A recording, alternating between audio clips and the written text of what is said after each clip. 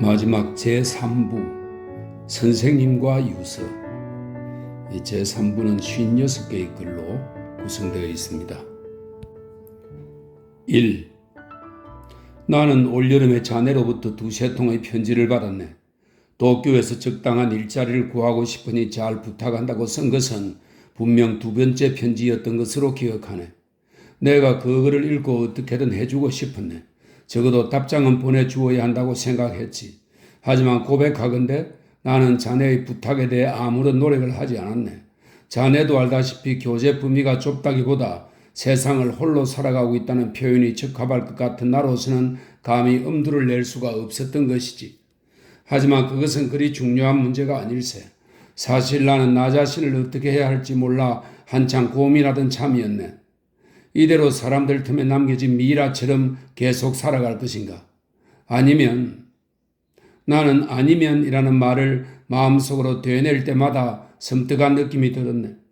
절벽 끝까지 달려와 바닥이 보이지 않는 까마득한 골짜기를 내려다본 사람처럼 나는 비겁했네. 그리고 많은 비겁한 사람들처럼 괴로워했던 걸세. 유감스럽게도 그때 내 머릿속에는 자네가 거의 존재하지 않았다고 해도 과언이 아니네.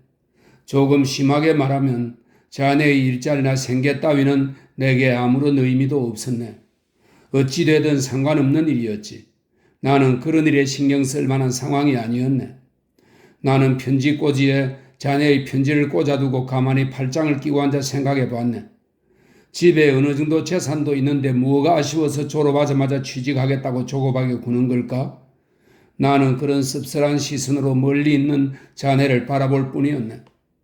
나는 답장을 보내지 못한 미안한 마음에 변명이라도 하려고 자네에게 이런 사실을 밝히는 거라네. 자네의 기분을 상하게 하려고 일부러 함부로 말하는 것은 아니라네. 이 글을 읽어보면 내 본뜻을 잘 알 수 있으리라 생각하네.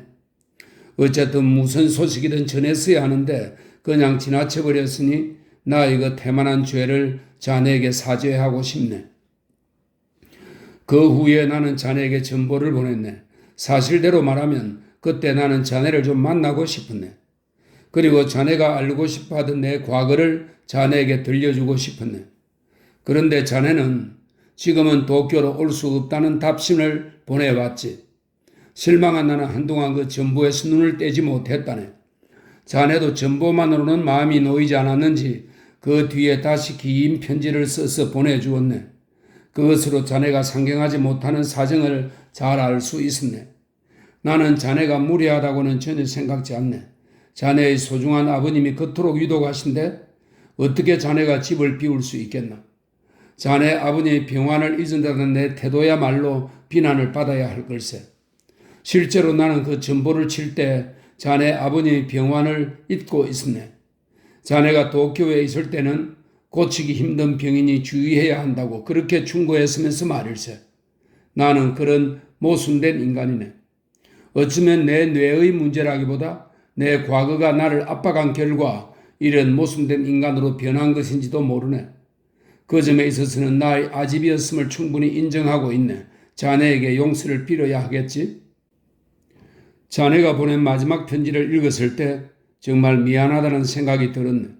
그래서 미안한 마음을 담은 답장을 쓰려고 펜을 들었지만 한 줄도 쓰지 못하고 그만두었네. 어차피 쓸 거라면 이런 편지를 쓰고 싶었는데 그러기에는 아직 시기가 이르다는 생각에 그만둔 거라네. 내가 자네에게 오지 않아도 된다고 다시 짤막하게 전보를 친 것은 그 때문이네. 2. 나는 그 뒤로 이 편지를 쓰기 시작했네. 평소 펜을 자주 들지 않는 나로서는 사건이든 사상이든 내 생각대로 표현할 수 없는 것이 가장 큰 고통이라네. 나는 하마터면 자네에 대한 나의 이 의무를 저버릴 뻔했네. 그만두어야겠다며 몇 번이고 펜을 내려놓았지만 어쩔 수가 없더군. 1시간도 되지 않아 다시 펜을 집어들게 되었네. 자네가 보기에는 책임감을 중시하는 내 성격 때문이라고 생각할 수도 있겠지. 나도 그것은 부정하지 않겠네. 자네도 알다시피 나는 바깥 세상과 거의 접촉하지 않는 고독한 인간이기에 내 전후 좌우 어디를 둘러봐도 의무라고 할 만한 일은 찾아보기 힘들다네. 의도적인 것인지 자연스러운 것인지 나는 그런 것을 최대한 줄여가며 살고 있었던 거네. 하지만 의무에 무관심해서 이렇게 된 것은 아니네. 오히려 지나치게 예민하고 자극에 견딜 만한 힘도 없기 때문에 이렇게 소극적인 나날을 보내게 된 것이지. 그렇지만 스스로 약속한 일을 지키지 못하면 나 자신이 견디지 못하는 거지. 자네에게 뜨뜻해지기 위해서라도 나는 다시 펜을 집어들 수밖에 없었네. 그리고 나는 글을 쓰고 싶었네. 의무와는 상관없이 내 과거에 대해 쓰고 싶은 거네. 내 과거는 나만의 경험이니 나 혼자 소유할 수도 있겠지. 그것을 남에게 알리지 않고 그냥 죽는 것을 아쉽게 생각할 수도 있을 테고. 나도 그런 생각이 약간 들었네. 단 받아들일 수 없는 사람에게 내 경험을 들려주느니 차라리 내 생명과 함께 묻어버리는 편이 낫다고 생각하네. 사실 내 곁에 자네가 존재하지 않았다면 내 과거는 간접적으로도 타인의 지식이 되지 못하고 결국 나만의 과거로 끝났을 거야. 나는 수천만 명의 일본인 중에서 오직 자네에게만 내 과거를 들려주려는 것일세. 자네는 진실한 사람이니까. 자네는 진심으로 인생 그 자체에서 살아있는 교훈을 얻고 싶다고 했으니까.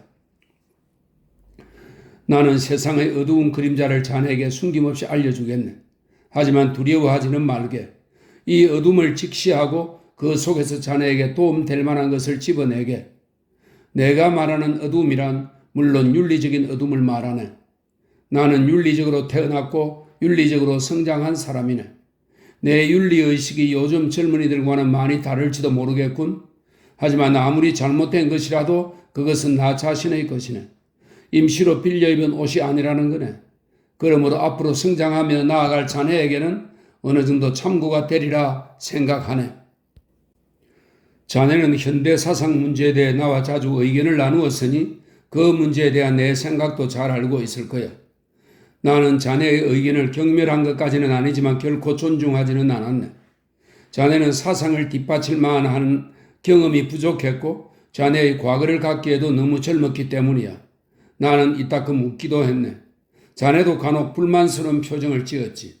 그러다가 자네는 내 과거를 두루마리를 펼쳐 보이듯 보여달라고 내게 졸랐네. 나는 그때 비로소 자네를 인정하게 되었네. 내 가슴 속에서 꿈틀거리고 있는 무언가를 붙잡으려는 자네의 거침없는 의지가 엿보였기 때문이네. 내 심장을 갈라 뜨겁게 흐르는 피를 마시려고 했기 때문이네. 그때는 나도 아직 살아있었지. 아직은 죽고 싶지 않았네. 그래서 훗날을 기약하고 자네의 요구를 받아들이지 않았네. 나는 지금 스스로 내 심장을 가르고 그 피를 자네의 얼굴에 끼얹으려고 하는 것이네. 내 심장의 고동이 멈추었을 때 자네의 가슴에 새로운 생명이 깃들 수 있다면 그것으로 만족하네. 3. 내가 부모님을 잃은 것은 아직 20살이 되기 전이었네. 언젠가 아내가 자네에게 얘기했던 것으로 기억하네만 두 분은 같은 병으로 돌아가셨지. 게다가 자네가 아내 말에 의아해 하던 것처럼 거의 비슷한 시기에 잇따라 돌아가셨네. 사실 아버지의 병은 무서운 장티푸스였네. 어머니도 아버지를 간호하다가 그 병에 감염되어 돌아가신 거라네. 나는 두 분 사이에서 태어난 유일한 자식이었네. 집도 부유한 편이라서 넉넉한 환경으로 자랄 수 있었네. 내 과거를 돌이켜볼 때 그때 부모님이 돌아가시지 않았다면 적어도 두 분 중 어느 한 분이라도 살아 계셨다면 나는 그때의 여유로운 마음을 지금까지 계속 유지할 수 있었으리라 생각하네. 두 분이 돌아가신 후 나 홀로 망연히 남게 되었네. 내게는 지식도 경험도 분별력도 없었지. 아버지가 돌아가실 때 어머니는 그 곁을 지킬 수가 없었네. 어머니에게는 마지막 순간까지 아버지가 돌아가셨다는 사실을 알리지 않았지. 어머니는 그 사실을 알고 있었는지 아니면 아버지가 점차 회복되고 있다고 곁에서 일러준 말을 그대로 믿고 있었는지 그것은 나도 잘 모르겠네. 어쨌든 어머니는 숙부에게 모든 뒷일을 부탁했네. 그 자리에 있던 나를 가리키며 아무쪼록 이 아이를 잘 부탁해요 라고 말했지. 나는 그 전에 부모님의 허락을 받아 도쿄에 가기로 되어 있었는데 어머니는 그 일도 부탁하려는 것 같았네. 어머니가 도쿄로라고 덧붙이자 숙부가 바로 말을 이어받아 알겠습니다. 아무 걱정하지 마세요 라고 대답했네. 숙부는 고열을 참고 견디는 어머니의 모습에 감탄했는지 나를 돌아보며 참 대단하신 분이야 하고 말하더군. 그런데 지금 생각해 봐도 그것이 어머니의 유언이었는지 아닌지 확실치가 않네. 물론 어머니는 아버지가 무슨 병에 걸렸는지 알고 있었네. 그리고 당신이 그 병에 감염된 것도 알고 있었지. 하지만 당신이 그 병으로 목숨까지 잃게 된다는 것을 알고 있었는지 어떤지 그 점에 대해서는 아직 의문의 여지가 남아있는 것 같네. 게다가 어머니는 아무리 조리 있게 분명히 말했어도 열이 심할 때 했던 말은 나중에 전혀 기억하지 못하는 경우가 종종 있었네. 그러니까 아니 그런 것은 중요한 문제가 아니네. 아무튼 이런 식으로 문제를 풀어보기도 하고 또 이런저런 시각으로 바라보기도 하는 내 버릇은 이미 그때부터 몸에 배어 있었네. 이것은 자네에게도 미리 밝혀두어야 할 것 같은데 당면 문제와는 약간 거리가 있는 그런 실제적인 이야기가 오히려 자네에게 도움이 되지 않을까 생각하네. 자네도 그런 마음으로 읽어주기 바라네. 개인의 행동을 윤리적으로 바라보는 성격 때문에 나는 그 뒤로 점점 더 타인의 도덕심을 의심하게 되었던 것 같네. 그것이 나의 분민과 고뇌에 상당히 큰 영향을 끼친 것은 분명한 사실이므로 자네도 기억해둘 필요가 있네.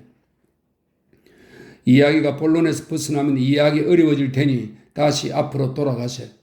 그래도 이렇게 긴 편지를 쓰는 데 있어 비슷한 처지에 놓인 사람들에 비하면 나는 차분한 편이 아닌가 싶네.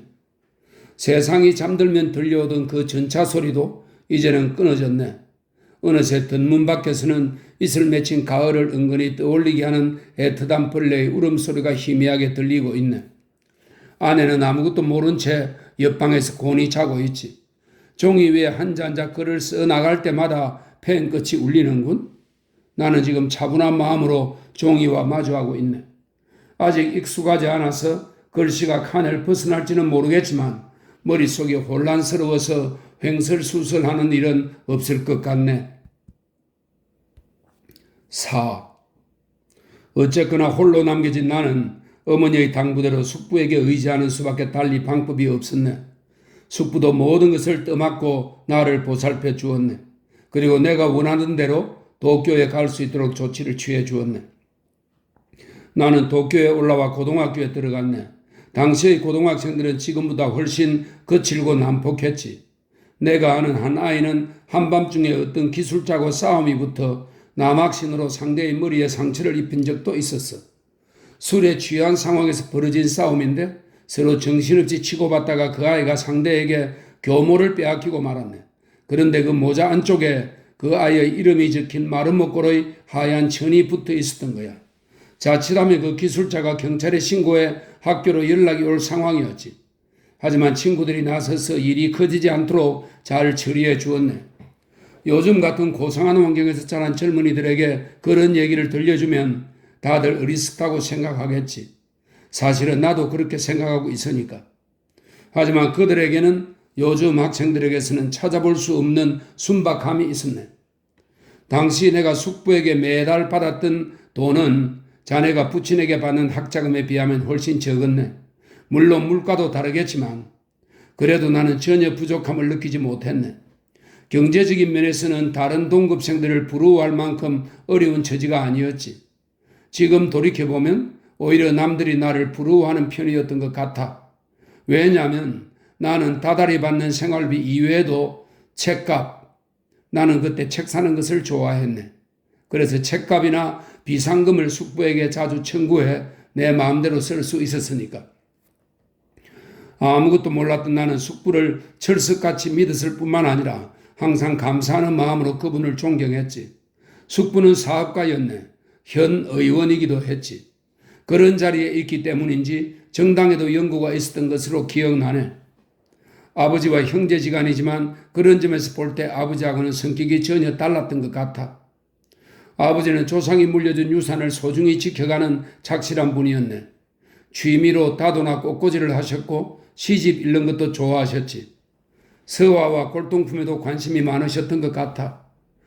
집은 시골에 있었지만 이 10리쯤 떨어진 도해지에서 골동품상이 이따금 족자나 향로 등을 들고 일부러 찾아왔다네. 그 도해지에 숙부가 살고 있었네. 한마디로 아버지는 재산가였다고 할 수 있지. 비교적 고상한 취미를 지닌 시골 신사였네.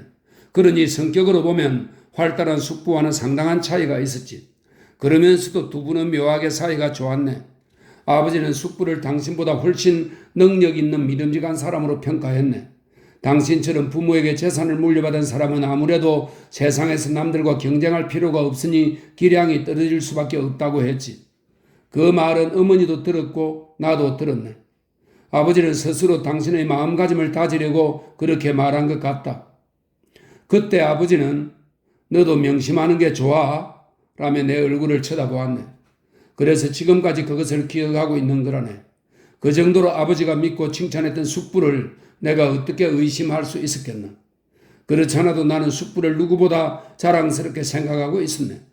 부모님이 돌아가신 뒤로 모든 면에서 도움을 받아야 했던 내게 그분은 단순한 자랑거리가 아니었어. 내가 존재하는데 꼭 필요한 사람으로 자리하고 있었지. 5. 여름방학을 맞이해 내가 처음 고향에 내려갔을 때 부모님이 없는 우리 집에는 숙부 내외가 새로운 주인으로 들어와 살고 있었네. 그것은 내가 도쿄로 가기 전부터 결정된 일이었어. 혼자 남은 내가 집에 없는 이상 부득이 그렇게 할 수밖에 없었네. 그 무렵 숙부는 시내에 있는 여러 회사들과 관련되어 있었던 것 같네. 업무를 보기에는 20리나 떨어진 우리 집보다 원래 살던 집에서 지내는 편이 훨씬 편하다고 웃으며 말했지. 그것은 부모님이 돌아가신 뒤 내가 도쿄로 가면 집은 어떻게 처리할 거냐는 논의가 오갈 때 숙부 입에서 흘러나온 말이었네. 우리 집은 그 지역 주민에게 오랜 역사를 지니고 있는 집으로 알려져 있었네. 자네의 고향에서도 마찬가지일 테지만 시골에서는 상속받을 자손이 있는데 유수 깊은 집을 허물거나 파는 것은 큰 사건이라네. 지금이야 그 정도는 별거 아니라고 생각하지만 그때만 해도 나는 아직 어렸네. 도쿄로 올라가기는 해야지. 집은 그대로 보존해야지. 그 문제에 대해 고민이 많았네. 내가 집을 부탁하자 숙부는 비어있는 우리 집에 들어오겠다고 마지못해 승낙해 주었네. 그러면서 시내에 있는 집은 그대로 두고 양쪽 집을 오가며 지내겠다고 했지. 물론 나는 아무런 이의도 제기하지 않았네. 나는 도쿄로 갈 수만 있다면 어떤 조건이든 상관없다고 생각했으니까. 나는 아직 어렸던 만큼 고향을 떠나서도 속으로는 늘 고향집을 그리워했네. 언젠가 돌아가야 할 집을 떠나 잠시 객지에 머물고 있는 나그네의 심정이었지. 비록 도쿄가 좋아서 고향을 떠나긴 했지만 방학이 되면 돌아가야 한다는 생각이 가슴 깊숙이 자리하고 있었네. 나는 열심히 공부하고 즐겁게 지내다가 방학이 되면 돌아갈 그 고향집을 꿈속에서도 자주 보았네. 내가 없는 동안 숙부가 어떤 식으로 양쪽 집을 오가고 있었는지는 모르겠네. 내가 내려갔을 때는 숙부네 가족들이 모두 우리 집에 모여 있었지. 평소에는 시내에 있는 집에서 학교에 다니던 아이들도 방학을 맞이해 시골에 놀러 온 것처럼 우리 집에 와 있었네. 모두 내 얼굴을 보고 기뻐하더군. 부모님이 살아계실 때보다 더 밝고 떠들썩한 집안 분위기에 나도 기분이 좋았지. 숙부는 예전에 내가 쓰던 방을 차지하고 있던 큰아들을 다른 방으로 보내고 내게 그 방을 내주었네. 집에 방이 많았기 때문에 나는 다른 방을 써도 괜찮다고 했지만 숙부는 여긴 너희 집이니까 라며 기어이 그 방을 내주더군. 가끔 돌아가신 부모님이 생각나긴 했지만 나는 숙부네 가족들과 그의 여름을 아무런 불편 없이 즐겁게 보내고 다시 도쿄로 돌아왔네. 단 한 가지 그의 여름에 내 가슴에 으스름한 그림자를 드리운 것은 이제 막 고등학교에 들어간 내게 숙부 내외가 입을 모아 권유한 결혼 문제였네. 숙부 내외가 번갈아가며 서너 번쯤 얘기했던 것 같아. 나도 처음에는 갑작스러운 얘기에 어떻게 대답해야 할지 몰랐지. 하지만 두 번째 얘기할 때는 분명히 거절했네. 그리고 세 번째 얘기할 때는 그 이유를 물어보지 않을 수 없었네. 그들의 생각은 간단했어. 얼른 아내를 맞이하고 이 집에 들어와 돌아가신 아버지의 뒤를 이어 집안을 이끌라는 것이겠지. 나는 방학 때 돌아올 수 있으면 그것으로 충분하다고 생각하고 있었네. 아버지의 뒤를 잇는다. 그러려면 아내가 필요하니까 결혼해야 한다.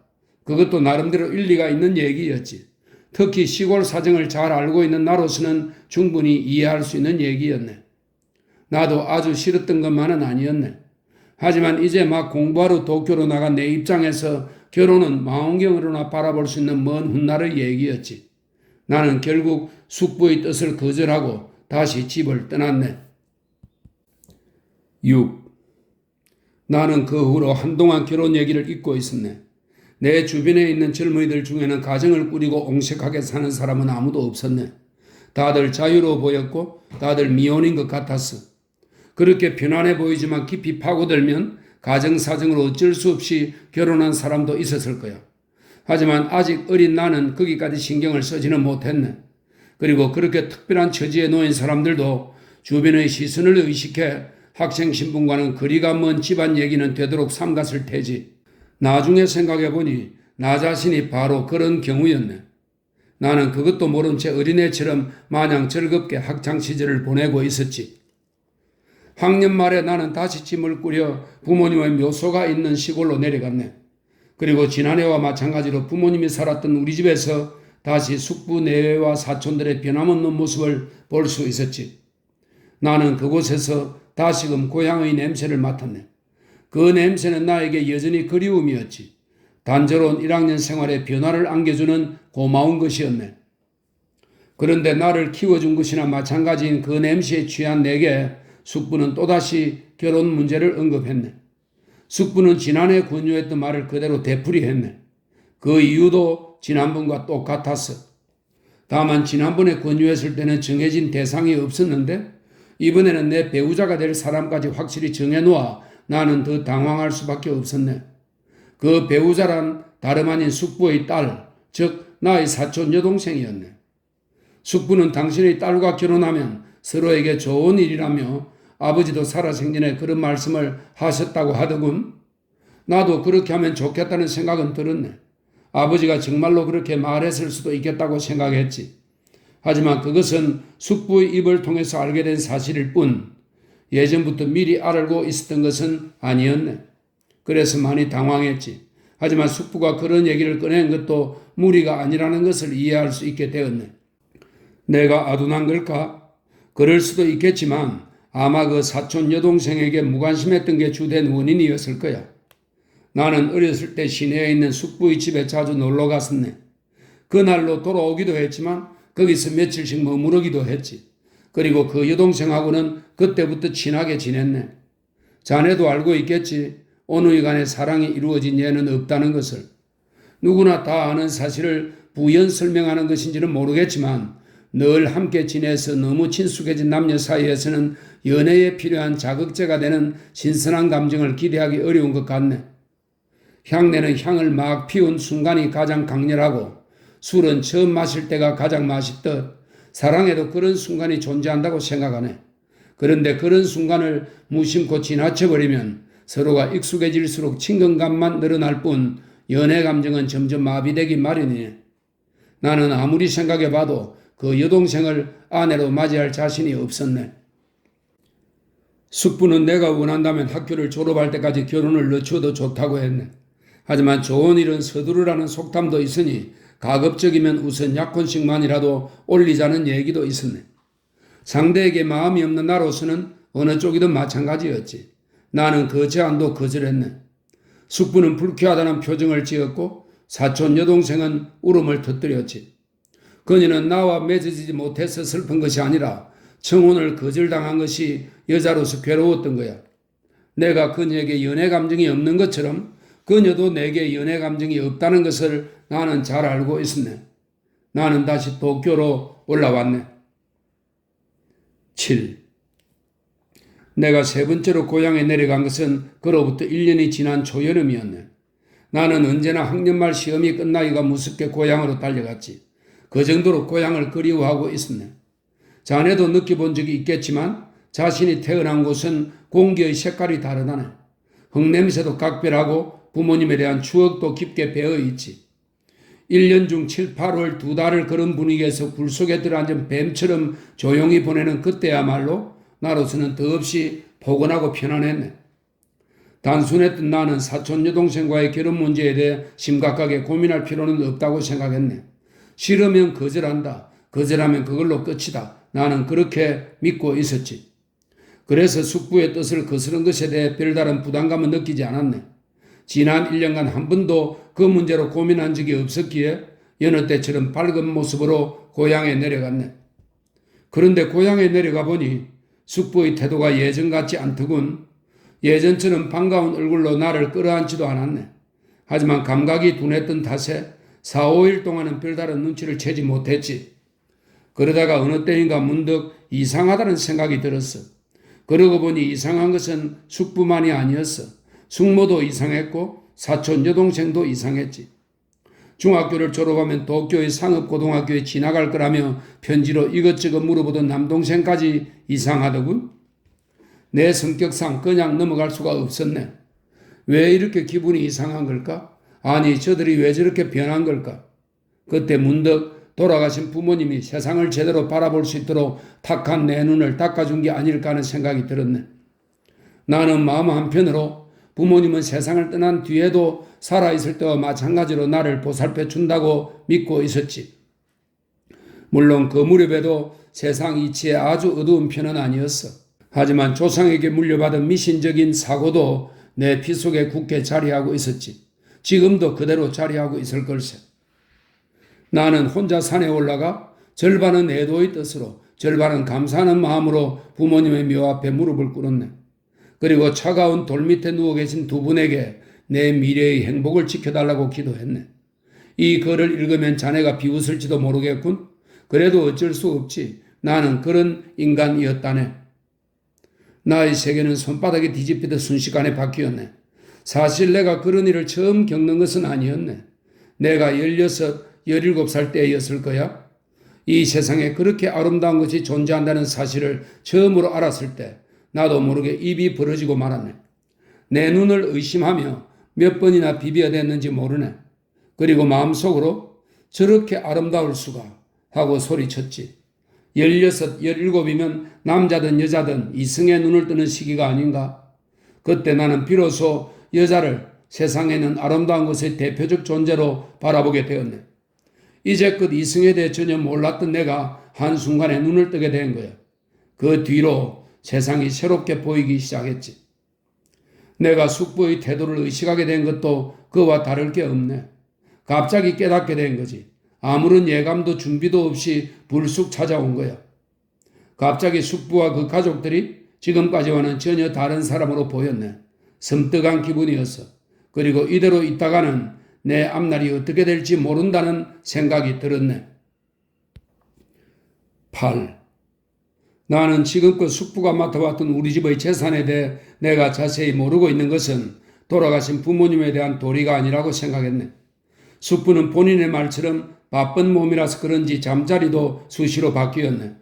이틀을 시골집에서 머물면 사흘은 시내에서 지내는 식으로 양쪽 집을 오가며 어딘가 불안한 표정으로 하루하루를 보내고 있었네. 그러면서 바쁘다는 말을 입버릇처럼 하고 있었지. 아무런 의심도 품지 않았을 때는 나도 숙부의 말을 그대로 믿었네. 그리고 바쁘게 지내지 않으면 시대에 뒤떨어질 거라고 생각하기도 했지. 하지만 재산 문제에 대해 차분히 얘기하고 싶은 내 입장에서 볼 때 그렇게 바빠하는 모습은 단지 나를 피하려는 구실로밖에 받아들일 수 없었네. 나는 숙부와 얘기하고 싶었지만 좀처럼 기회를 얻지 못했지. 그러던 중에 숙부가 시내에 첩을 두고 있다는 소문을 들었네. 중학교 동창생이 말해주었지. 숙부가 첩을 둔 게 이상할 것까지는 없지만 아버지 생전에는 전혀 들어본 적이 없는 얘기라서 약간 의외였어. 내 친구는 그 외에도 숙부에 대한 이런저런 얘기를 들려주었네. 한때 사업이 크게 기울었다가 최근 2, 3년 사이에 갑자기 번창했다는 얘기도 그 중 한 가지였지. 그 얘기를 들으니 숙부에 대한 의혹이 더욱 짙어졌네. 나는 마침내 숙부와 담판을 벌였네. 담판이라는 말이 어색하게 들리겠지만 이야기가 진행된 과정을 돌이켜보면 그보다 더 적절한 표현은 없을 것 같네. 숙부는 나를 계속 어린애 취급하려고 했지. 나도 처음부터 의심의 눈초리로 숙부를 대했네.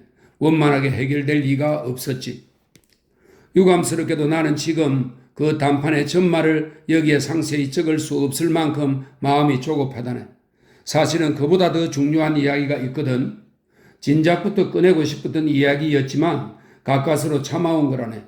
자네를 만나 차분히 얘기할 기회를 영원히 잃어버린 나는 글 쓰는 재주도 없거니와 귀중한 시간을 아낀다는 의미에서라도 그다지 중요하지 않은 이야기는 생략하려고 하네. 자네도 아직 기억하고 있을 거야. 언젠가 내가 자네에게 이 세상에 원래부터 악한 사람은 없다고 했던 말. 많은 선량한 사람들이 다급해지면 악인으로 돌변하니까 방심하면 안 된다고 했지. 그때 자네는 내가 흥분한 것 같다고 했어. 그리고 어떤 경우에 선량한 사람이 악한 사람으로 변하는 거냐고 물었네. 내가 돈이라고 간단하게 대답하자 자네는 못마땅한 표정이었네. 나는 자네의 그 표정을 지금도 기억하고 있네. 지금 자네에게 밝히지만 나는 그때 숙부에 대해 생각하고 있었네. 평범한 사람이 돈 때문에 악인으로 돌변한 사례로 세상에 믿을 수 있는 사람은 아무도 없음을 깨닫게 된 사례로 나는 증오심을 느끼며 숙부를 생각하고 있었네. 심오한 사상을 추구하려는 자네에게는 내 대답이 미흡했을지도 모르네. 진부한 대답이었는지도 모르지. 하지만 그것은 생생한 경험에서 나온 대답이었네. 그래서 나도 흥분했던 거야. 나는 차가운 머리로 새로운 이야기를 하는 것보다 뜨거운 혀로 평범한 이야기를 하는 편이 더 생생하게 전달된다고 생각하네. 몸은 뜨거운 피의 힘으로 움직이기 때문이지.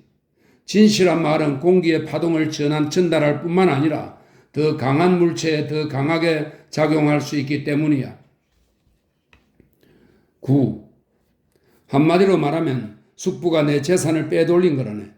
내가 도쿄에 나와 있는 3년 동안에 손쉽게 자기 것으로 만들었지. 모든 것을 숙부에게 맡긴 채 안심하고 있던 내가 바보였어.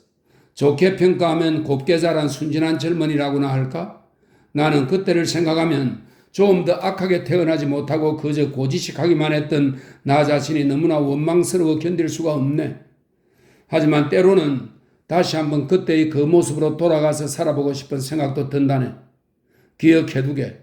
자네가 보았던 내 모습은 속세의 때가 묻은 뒤의 모습이네. 세상에서 더러워진 횟수가 오래된 사람을 선배라고 한다면 나는 분명 자네보다 선배일 걸세. 만일 내가 숙부의 바람대로 사촌 여동생과 결혼했다면 물질적으로 지금보다 더 나아졌을까? 그것은 생각해 볼 필요도 없는 문제인 것 같군. 숙부는 계획적으로 내게 자신의 딸을 떠넘기려고 했네.